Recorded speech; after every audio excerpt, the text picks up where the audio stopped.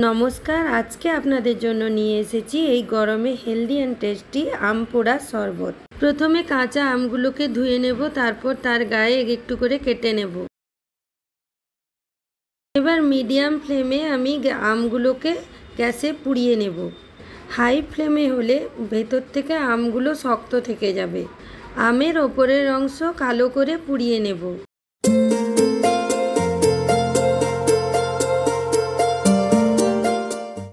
भालो करे आमगुलो पुड़िये नेওয়ার पर ठंडा जले आमगुलोके फेले देब।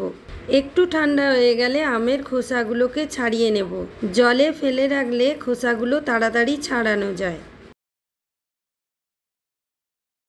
এইভাবে আমি আমের পাল্পগুলোকে বের করে নেব। আটিটাকে আলাদা বের করে রাখব। এবার আমের পাল্পগুলোকে একটা মিক্সিং জারে নেব।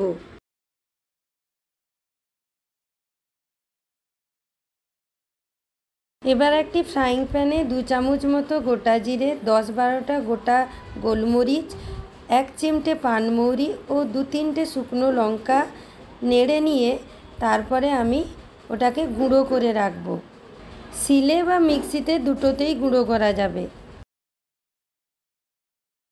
এবার ওই আমের পাল্পের মধ্যে ভেজে রাখা জিরে গুঁড়ো, তার মধ্যে বিট লবণ, এমনি লবণ, 1 চিমটে চাট মশলা ও পরিমাণ মতো চিনি ও পুদিনা পাতা কয়েকটা দিয়ে আমি ব্লেন্ড করে নেব।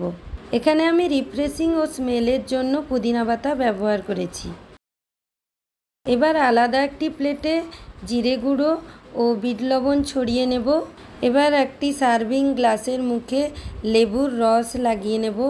দিয়ে এই জিরে গুঁড়ো ও বিট লবণটাকে ওর মুখে ভালো করে লাগিয়ে নেব যাতে খাওয়ার সময় টেস্ট লাগে।